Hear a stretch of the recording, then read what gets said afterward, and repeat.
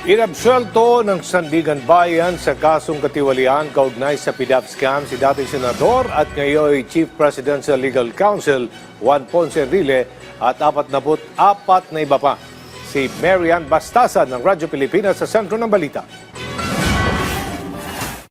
Pinawalang sala ng Sandigan Bayan 3rd Division si dating Senate President at ngayon Chief Presidential Legal Counsel Juan Ponce Enrile at 44 na iba pang akusado sa 15 counts ng kasong graft o katiwalian kaugnay ng kontrobersyal na Priority Development Assistance Fund o pork barrel scam. Inilabas ngayong araw ng Anti-Graft Court ang desisyon makalipas ang 11 taon mula nang maisampa ang kaso noong 2014. Sa inilabas na hatol, inabsuelto sina Enrile kasama ang dating niyang Chief of Staff na si Gigi Reyes at nakadetining negosyante na si Janet Lim Napoles matapos mabigong patunayan ng prosekusyon na sila ay guilty beyond reasonable doubt. Dahil sa desisyon, ibinalik na mga piyansa at inalis ang hold departure order laban sa mga akusado. Gayunman, mananatili ang civil liability ni Napoles at iba pang akusado na pinagbabayad ng milyon-milyong piso bilang kabayaran sa wanawalang pondo ng gobyerno. Sa pagdinig kaninang umaga, personal na dumalo si Reyes habang via video conference naman humarap si Enrile